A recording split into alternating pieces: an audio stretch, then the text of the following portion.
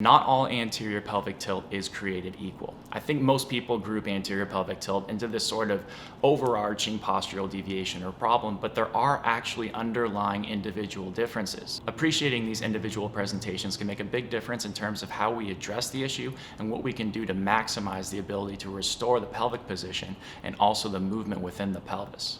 Before I get started here, I just want to make it clear that I'm exaggerating this pelvic movement. In reality, the pelvis does not move this much. I'm just exaggerating it so you guys can visually get an idea of what I'm talking about. So before the SI joint please come, I just want to make it clear that in reality, the pelvis doesn't actually move that much. It's first important to understand the difference between absolute and relative motion of the pelvis.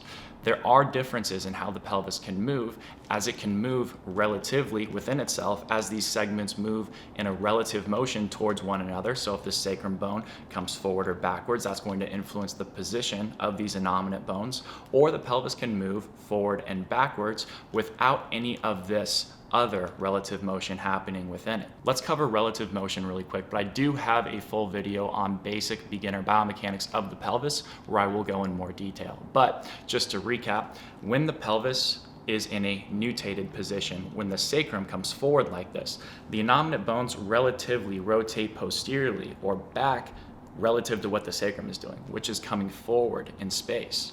So this is going to result in the pelvic innominate bones going into internal rotation, adduction, and extension. And you can see how that would result in slightly more of this lumbar curve, this lumbar lordosis, this spine curve right here, because the sacrum position is influencing it, and these pelvic bones are moving back. So you can see how the muscles on the back side of the pelvis would open up and they would be more of this stretched position.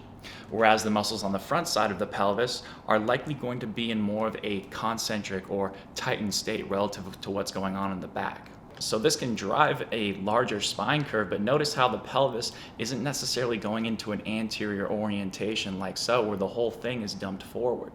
Now what this does is this allows, as these innominate bones rotate back, for the femurs to pick up internal rotation. So you're going to see a likely more relative tightness of the muscles on the front side of the pelvis, whereas the muscles on the back side of the pelvis become stretched out more. The opposite would be the sacrum going into more counter-nutation like this.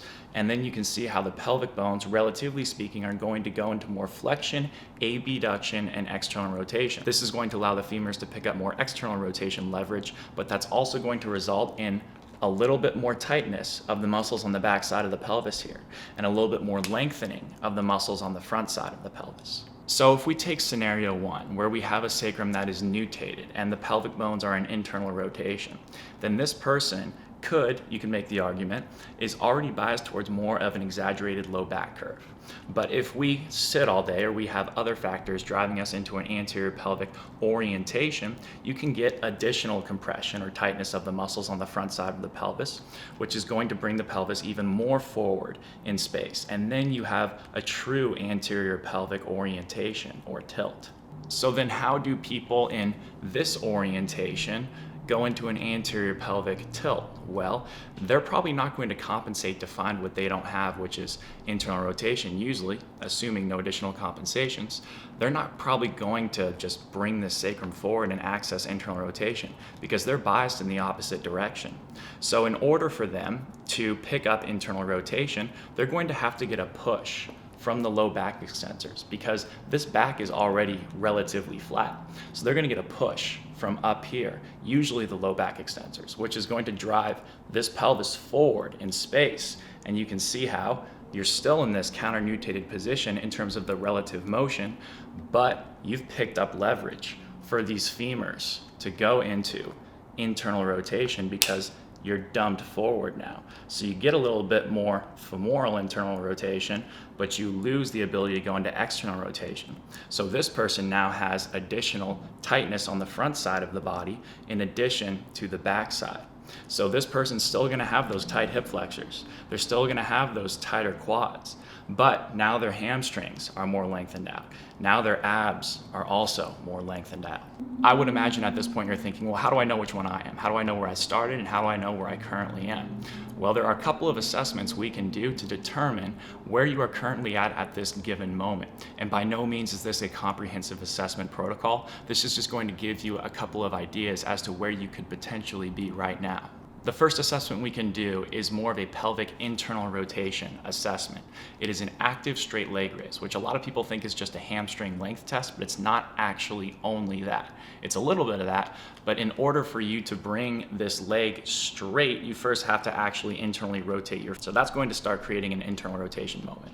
And then in order to bring that leg back, you have to, up to about 60-ish degrees, you actually have to go into a little bit of pelvic internal rotation, which is going to allow you to access the ability to bring that leg back with this femur that is internally rotated. To properly measure a straight leg raise, make sure you first of all can keep your leg perfectly locked out. That knee should never bend, and go really slow. Many people whip their leg back way too fast, and then it's all over the place and doesn't look good, and they end up cheating to find range of motion. So make sure that you're keeping your knee perfectly straight and also your leg perfectly in line with the rest of your body.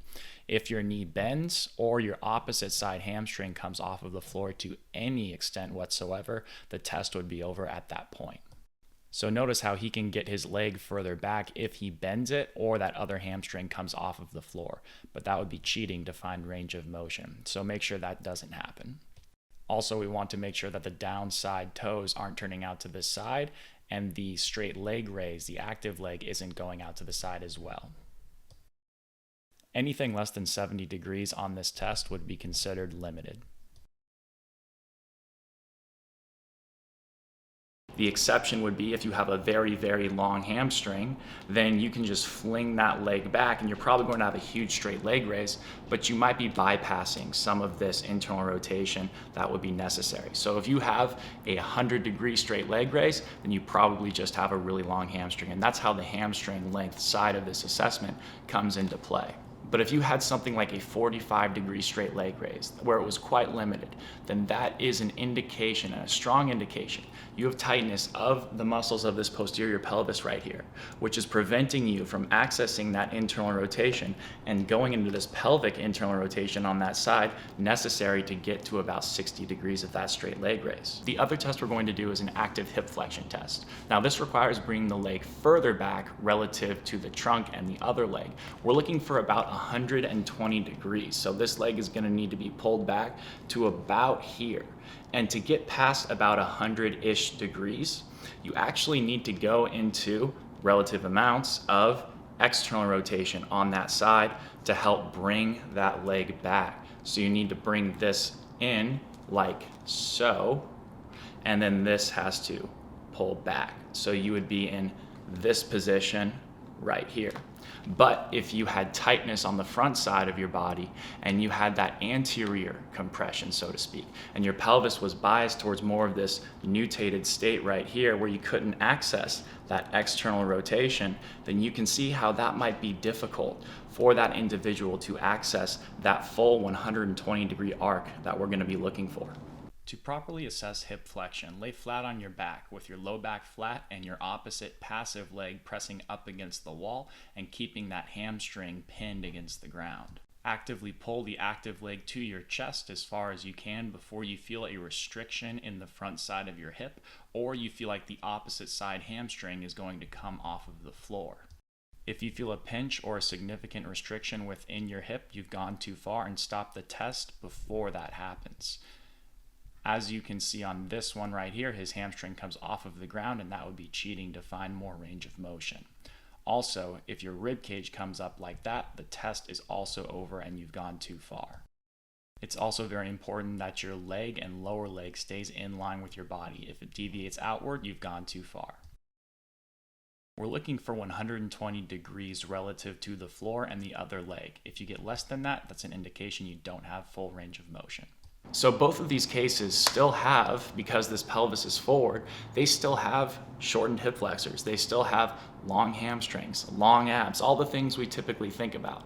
And both cases still need some degree of the hamstrings that attach right here to pull the pelvis back in space and upright the pelvis, along with some degree of the obliques and deep abs, which help pull that pelvis back posteriorly.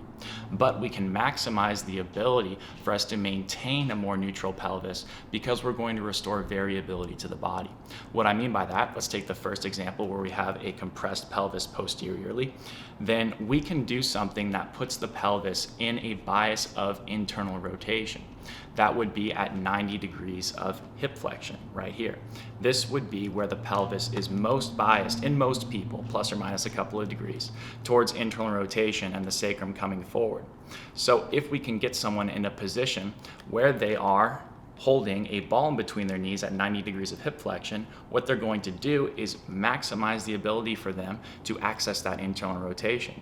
So once they bring their pelvis back in space, they're going to have a degree of nutation that should be re-accessed, but that's a good thing because they're going to be accessing that relative motion. They won't have to dump their pelvis forward to find the internal rotation that they don't have. Find a ball that allows you to keep your knees in line with your toes and just passively hold it there. Reach for that wall with your palms up at about a 45-ish degree angle with your arm in the floor.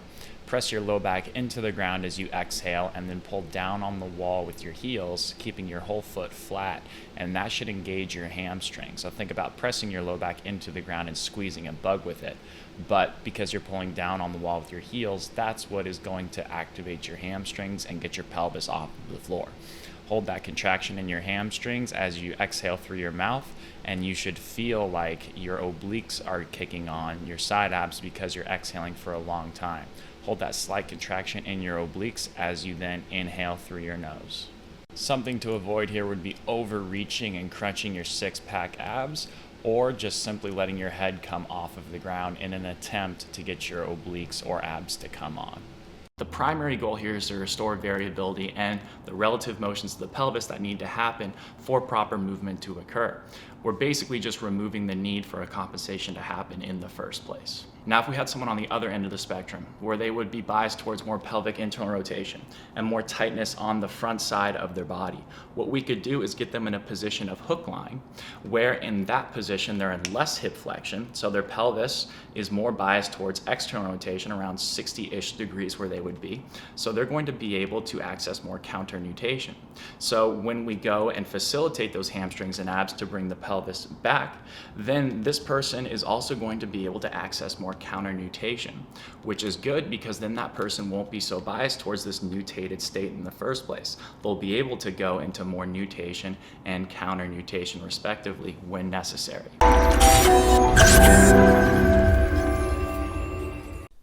In this position, get your palms reaching up towards the ceiling at about a 45-degree angle of a reach.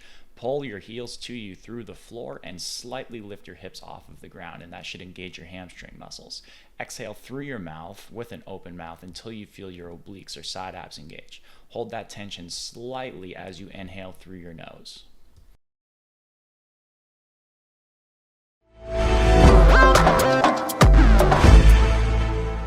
And like I mentioned earlier, this is not a comprehensive process. This is not a comprehensive assessment. And this is just here to give you an idea of the differences and the individual differences that can exist within different types of anterior pelvic tilt, because no two people are created the exact same.